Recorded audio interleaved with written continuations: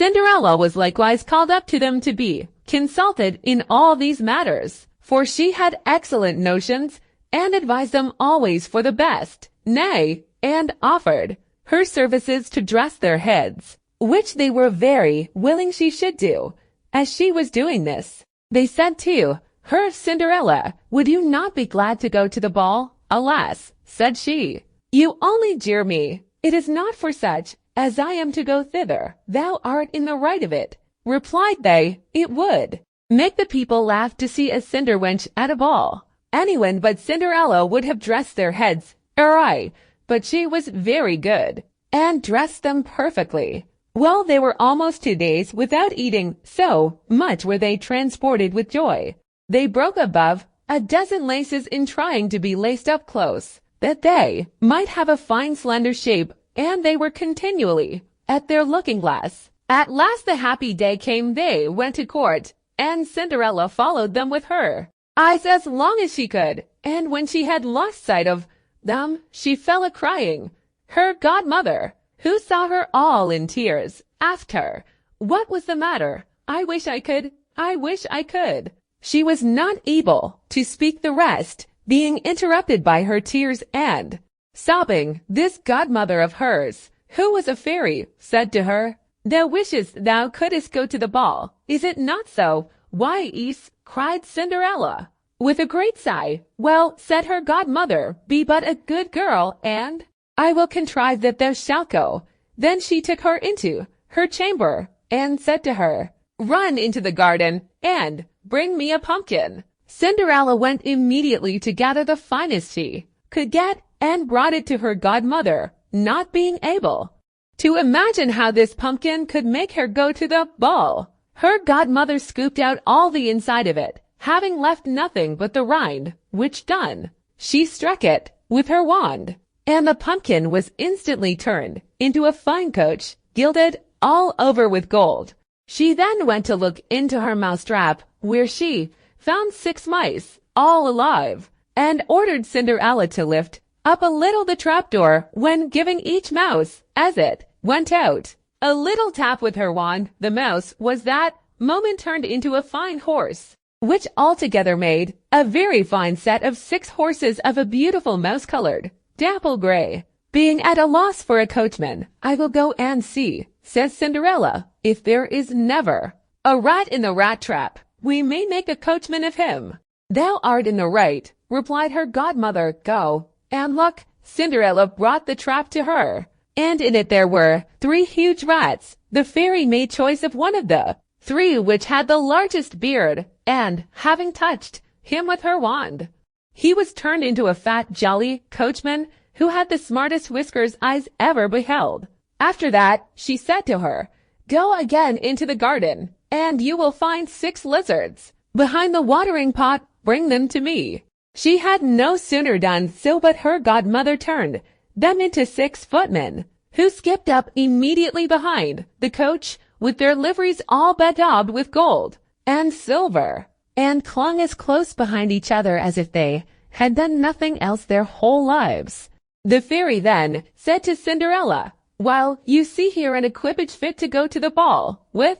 Are you not pleased with it? Oh, yes, cried she, but must I go thither as I am? In these nasty rags? Her godmother only just touched her with her wand, and at the same instant her clothes were turned into cloth of gold and silver, all beset with jewels. This done, she gave her a pair of glass slippers, the prettiest in the whole world.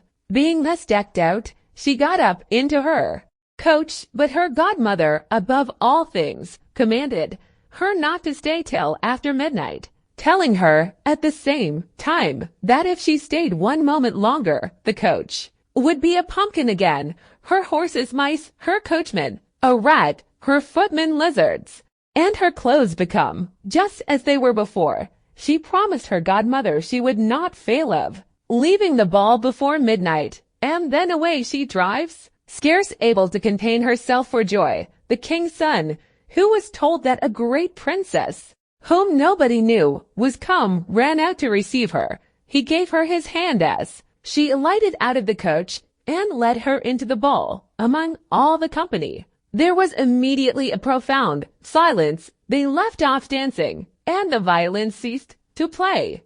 So attentive was everyone to contemplate the singular beauties of the unknown newcomer. Nothing was then heard but a confused noise of, "Ha! How handsome she is! How handsome she is!" The king himself, old as he was, could not help watching her, and telling the queen softly that it was a long time since he had seen so beautiful and lovely a creature. All the ladies were busied in considering her clothes and headdress, that they might have some made next day, after the same pattern, provided they could meet with such fine material and as able hands to make them.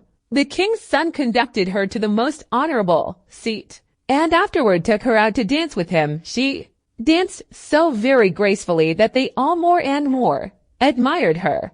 A fine collation was served up, whereof the young prince ate not a morsel. So intently was he busied in gazing on her, she went and sat down by her sisters, showing them 1,000 civilities, giving them part of the oranges and citrons which the prince had presented her with, which very much surprised them, for they did not know her. While Cinderella was thus amusing her sisters, she heard the clock strike 11 3/4, whereupon she immediately made a courtesy to the company and hasted away as fast as she could. When she got home she ran to seek out her godmother, and after having thanked her, she said she could not but heartily wish she might go next day to the ball, because the king's son had desired her. As she was eagerly telling her godmother whatever had passed at the ball, her two sisters knocked at the door, which Cinderella ran and opened.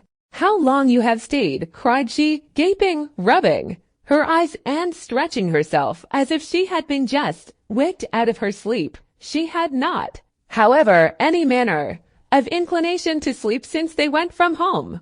"If thou hadst been at the ball," said one of her sisters, "thou wouldst not have been tired with it. There came thither the finest princess, the most beautiful ever was seen with mortal eyes. She showed us 1,000 civilities, and gave us oranges and citrons." Cinderella seemed very indifferent in the matter. Indeed, she asked them the name of that princess, but they told her they did not know it, and that the king's son was very uneasy on her account and would give all the world to know who she was. At this Cinderella, smiling, replied she must then be very beautiful indeed. "How happy you have been!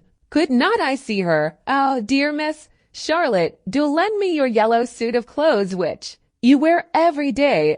To be sure," cried Miss Charlotte. "Lend my clothes to such a dirty cinder wench as thou art? I should be a fool."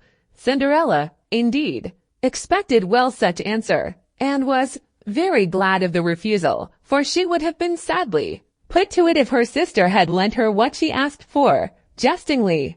The next day the two sisters were at the ball, and so was Cinderella, but dressed more magnificently than before. The king's son was always by her, and never ceased his compliments and kind speeches to her, to whom all this was so far from being tiresome that she quite forgot what her godmother had recommended to her, so that she at last counted the clock striking 12 when she took it to be no more than 11. She then rose up and fled as nimble as a deer. The prince followed, but could not overtake her. She left behind one of her glass slippers, which the prince took up most carefully. She got home, but quite out of breath, and in her nasty old clothes, having nothing left her of all her finery but one of the little slippers, fellow to that she dropped. The guards at the palace gate were asked if they had not seen a princess go out, who said they had seen nobody go out but a young girl, very meanly dressed, and who had more the air of a poor country wench than a gentlewoman. When the two sisters returned from the ball, Cinderella asked them if they had been well diverted, and if the fine lady had been there. They told her yes, but that she hurried away immediately when it struck 12, and with so much haste that she dropped one of her little glass slippers, the prettiest in the world. which the king's son had taken up, that he had done nothing but look at her all the time at the ball, and that most certainly he was very much in love with the beautiful person who owned the glass slipper. What they said was very true, for a few days after the king's son caused it to be proclaimed by sound of trumpet that he would marry her whose foot the slipper would just fit. They whom he employed began to try it upon the princesses, then the duchesses and all the court. But in vain it was brought to the two sisters, who did all they possibly could to thrust their foot into the slipper, but they could not effect it. Cinderella, who saw all this and knew her slipper, said to them, laughing, "Let me see if it will not fit me." Her sisters burst out a-laughing and began to banter her. The gentleman who was sent to try the slipper looked earnestly at Cinderella, and, finding her very handsome, said it was but just that she should try, and that he had orders to let everyone make trial. He obliged Cinderella to sit down, and, putting the slipper to her foot, he found it went on very easily, and fitted her as if it had been made of wax. The astonishment her two sisters were in was excessively great, but still abundantly greater when Cinderella pulled out of her pocket the other slipper, and put it on her foot. Thereupon in came her godmother, who, having touched with her wand Cinderella's clothes, made them richer and more magnificent than any of those she had before. And now her two sisters found her to be that fine, beautiful lady whom they had seen at the ball. They threw themselves at her feet to beg pardon for all the ill treatment they had made her undergo. Cinderella took them up, and, as she embraced them, cried that she forgave them with all her heart, and desired them always to love her. She was conducted to the young prince dressed as she was. He thought her more charming than ever, and a few days after married her. Cinderella, who was no less good than beautiful, gave her two sisters lodgings in the palace, and that very same day matched them with two great lords of the court.